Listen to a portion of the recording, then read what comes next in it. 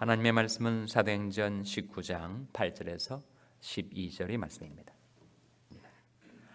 바울이 회당에 들어가 석 달 동안을 담대히 하나님 나라에 대하여 강론하며 권면하되 어떤 사람들은 마음이 굳어 순종치 않고 무리 앞에서 이 도를 비방하거늘 바울이 그들을 떠나 제자들을 따로 세우고 두란노 손에서 날마다 강론하여 이같이 두 해 동안을 하매 아시아에 사는 자는 유대인이나 헬라인이나 다 주의 말씀을 듣더라. 하나님이 바울이 손으로 희한한 능을 행하게 하시니. 다 같이 읽으시겠습니다. 심지어 사람들이 바울이 몸에서 손수건이나 앞치마를 가져다가 병든 사람에게 얹으면 그 병이 떠나고 악기도 나가더라. 아멘. 할렐루야. 서로에게 평강의 복을 기원하는 마음으로 샬롬 인사 나누시기 바랍니다. 샬롬. 샬롬. 금요일 새벽 기도에 잘 나오셨습니다. 어제 단비가 내렸죠. 정말 우리가 살고 있는 캘리포니아 땅이 극심한 가뭄으로 생수의 위협까지, 식수의 위협까지 받았는데 어제 단비가 내렸습니다. 오늘 아침에는 우로가 온 세상에 가득 찬 것처럼 안개도 진하게 짙게 내려 있고 정말 우리의 갈급한 심령에도 성령의 풍성한 단비가 임하게 되시기를 주님의 이름으로 축원합니다. 하나님께서 캘리포니아 보통 때는 우기철로 알고 있는데 하나님께서 풍성한 축복의 소낙비도 내려주시기를 위해서 기도해 주시기를 바랍니다. 오늘 금요일 저녁 시간에 금요 모임이 있습니다. 우리 유초등부 자녀들의 아와나 프로그램이 저녁 7시에 시작을 하고 그리고 중고등부 집회가 저녁 7시 반에 있습니다. 우리 장년부 성인교육부의 성경 공부가 오늘부터 개강이 됩니다. 금요 제자훈련이 앞으로 1년 32주간 계속되는데 오늘 첫 시간입니다. 132여 명이 등록을 했다고 하는데 여러분 함께 나오셔서 누구나 오실 수가 있습니다. 오셔서 하나님 말씀을 배울 수가 있습니다. 저녁 7시 반부터 8시 반까지 1시간 동안 제자훈련 말씀 공부가 있고 8시 반부터 9시 10분까지 금요 찬양 기도회가 진행이 되겠습니다. 오늘 본 말씀 8절 같이 읽겠습니다. 8절 말씀 같이 읽겠습니다. 시작. 바울이 회당에 들어가 석 달 동안을 담대히 하나님 나라에 대하여 강론하며 권면하되. 바울이 어디에 들어갔다고요? 회당에 들어갔다. 지금 어디에서 일어난 일입니까? 고린도입니까? 에베소입니까? 에베소죠. 그러니까 바울이 이 에베소에 와서 회당에 들어가서 석 달 동안 담대히 무엇에 대해서 강론했다고요? 하나님 나라에 대해서. 하나님 나라. 그것은 우리가 죽은 다음에 가는 하늘나라를 말하는가? 그걸 포함하죠. 그러나 동시에 하나님 나라는 이 세상에 임하는 나라입니다. 예수님께서 우리의 기도를 가르쳐 주시기를 주기도문 가운데 하늘에 계신 우리 아버지여 이름이 거룩히 여김을 받으시오며 두 번째가 뭡니까? 나라의 임하옵시며. 그 나라가 어떤 나라예요? 바로 하나님 나라죠. 그러니까 하나님 나라가 임하기를 위해서 기도하라고 가르치셨으니 하나님 나라는 장차 우리가 갈 나라이기도 하지만 우리 삶 속에 임하는 나라라는 거예요. 임하는 나라가 무슨 말인가? 그때 하나님 나라는 하나님의 통치를 말합니다. 하나님의 주관하심, 하나님의 다스리심. 그러니까 우리가 하나님을 알지 못한 채 내가 내 인생의 주인이 되어서 내 마음대로 내 멋대로 살아왔는데 하나님의 나라가, 하나님의 통치가 내게 임해서 이제는 내가 하나님께 순복하며 살게 되었다는 것이죠. 그래서 하나님 나라가 내 마음속에 임하여 평강을 가져다 주고 하나님 나라가 내 삶 속에 임하여 내가 하나님께 즐거이 순복하며 사는 새 삶을 살게 되었던 것입니다. 그러한 것처럼 하나님 나라가 능력으로 우리 자녀들이 삶 가운데 임할 때 우리 자녀들이 하나님의 은총과 축복을 받아 하나님께 쓰임받는 그런 삶을 살 수 있게 되지 않겠는가. 그러니까 우리는 하나님 나라의 임하심을 위하여 하나님 나라의 확장을 위해서 기도해야 합니다. 내 마음에는 하나님 나라가 임하여 평안을 찾았지만 아직도 하나님을 알지 못하고 살아가는 나의 혈육, 친지, 자녀, 부모, 형제, 이웃 위해서 기도할 때 하나님의 나라를 그들이 영접하게 주시옵소서. 하나님의 통치를 그들이 즐거이 받아들이게 주시옵소서. 제게 그리하셨던 것처럼 그들의 마음과 삶 속에도 하나님 나라가 임하게 하여 주시옵소서. 그래서 기도해야 됩니다. 주님께서 우리에게 그걸 놓고 기도하라고 가르치셨으니까요. 나라의 임하옵시며. 그래서 바울이 이 에베소 지역에 이르러서 유대인이 회당에 들어가서 석 달 동안 강론했던 것이 바로 그 주제였습니다. 하나님의 나라, 하나님 나라를 강론하고 권면하였다 그랬죠. 그런데 다 그렇게 바울과 같은 능력의 사도가 말씀을 전하면 다 그 말씀을 받아들이고 순복하게 되는, 그렇지는 않다는 거예요. 예나 지금이나 믿음은 모든 사람의 것은 아닙니다. 여전히 믿지 않는 사람들이 있어서 바울을 대적하고 그리고 배격했다는 거예요. 9절 말씀에 어떤 사람들은 마음이 굳어 순정치 않고 무리 앞에서 이 도를 비방하거늘 바울이 그들을 떠나 제자들을 따로 세우고 어디에서 날마다 강론했다고요? 두란노 서원에서. 한국에는 또 두란노 서원이라는 아주 기독교 서적들을 발간하는 출판사가 있어요. 온누리교회에서 시작된 두란노 서원이 대단히 많은 기독교 서적을 한국 교계에 공급을 하고 있습니다. 바로 여기서 딴 이름이에요. 두란노 서원은 원래 무엇이었는가? 이 두란노가 지명인가 인명인가? 두란노는 사람 이름입니다. 인명이죠.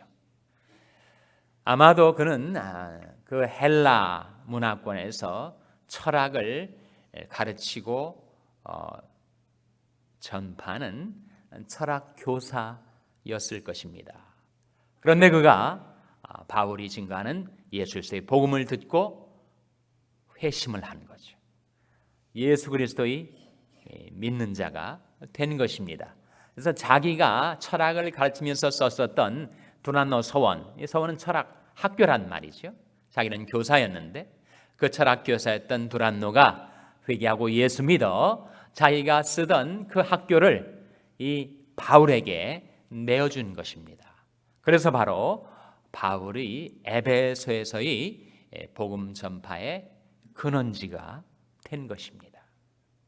그래서 워낙 회당에서 복음을 받아들이지 않고 바울을 배격하고 대적하는 자들이 있기 때문에 거기에서 말씀 전파를 계속하지 않고 나와버린 거예요.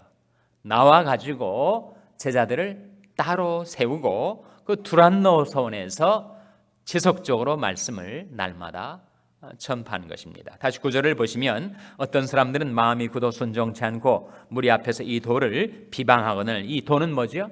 이 도는 바로 예수의 도, 십자가의 도, 하나님의 말씀의 도를 말합니다. 그 도를 비방하니까 바울이 그들을 떠나버린 거예요. 그리고 제자들을 따로 세운 것입니다. 그리고 두란노 소원에서 어떻게 강론했다고요? 날마다 강론했다. 에베소 지역에 일어난 놀라운 붕의 역사, 그것은 어떻게 가능했던 것인가? 바울이 날마다 하나님의 말씀을 가르치고 전파했기 때문에.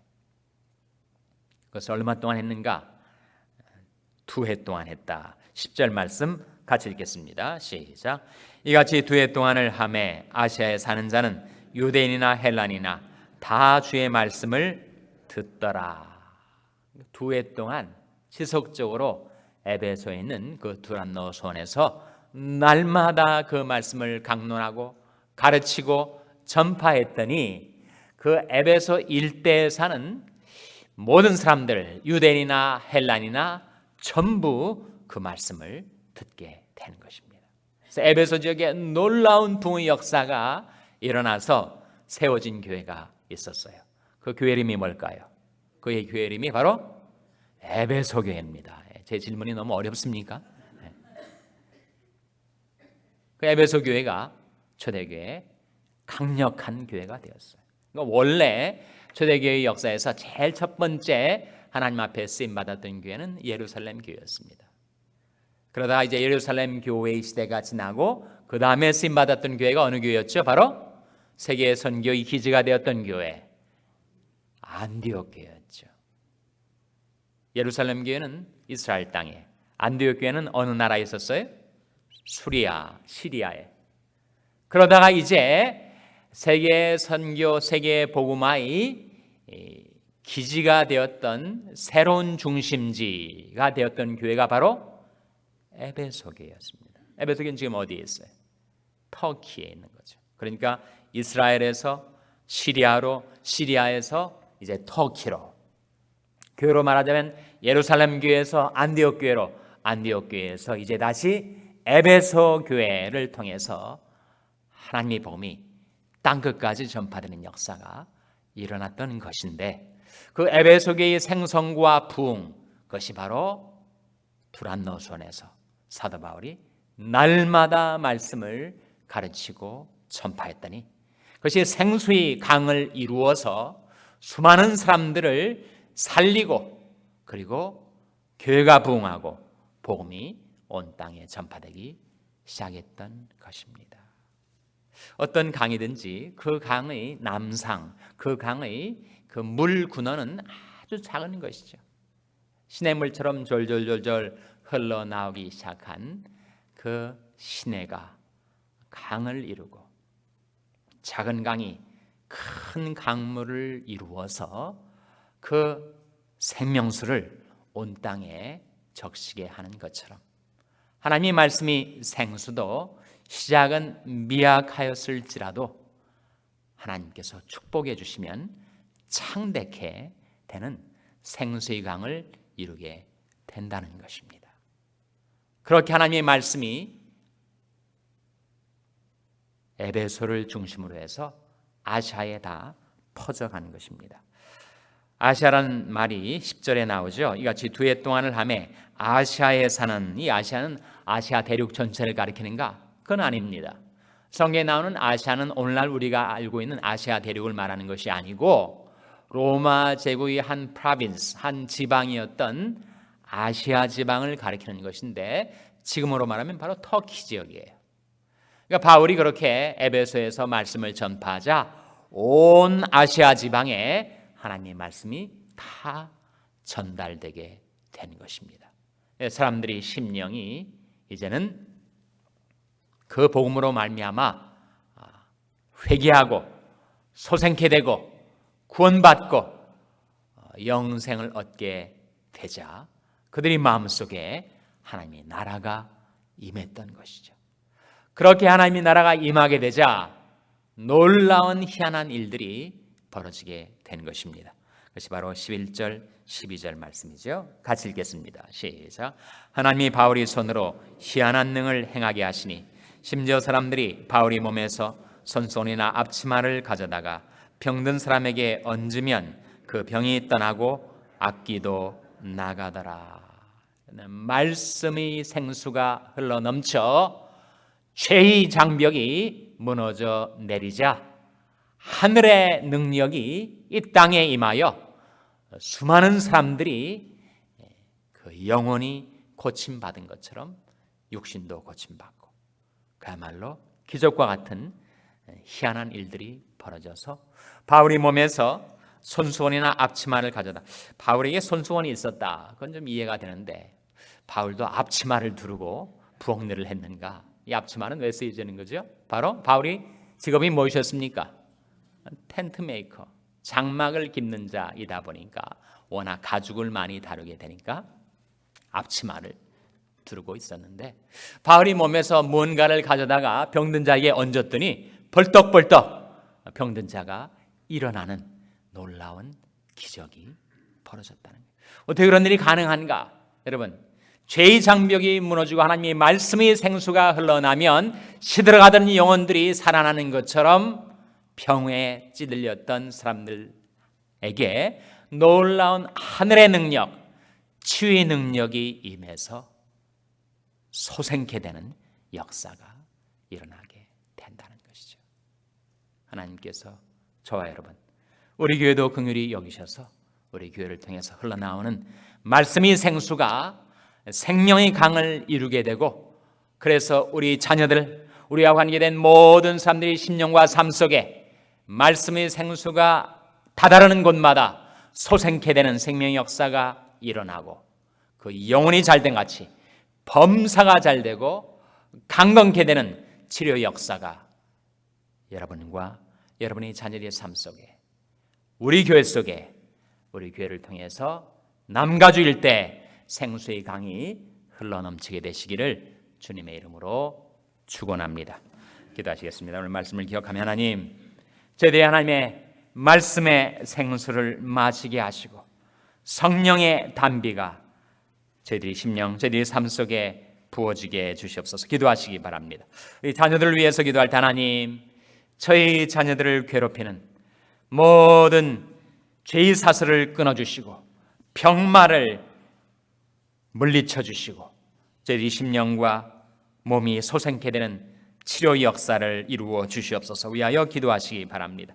우리 병상에 연약한 지체들을 위해서 기도하실 때 하나님, 생명의 하나님께서 생명의 성령을 저들에게 부어 소생케 하여 주시옵소서. 위하여 기도해 주시기 바랍니다. 우리 샬롬 교회가 하나님의 말씀의 능력을 힘입고 성령의 능력을 힘입어 진행하는 교회가 되게 달라고 기도해 주시기 바랍니다. 여러분의 생업을 위해서 기도하시고 네팔의 이성호 선교사님을 위해서 기도해 주시기 바랍니다. 하나님, 저희들을 성령으로 충만케 하셔서 사명 감당케 하여 주시옵소서. 합심해서 기도하겠습니다.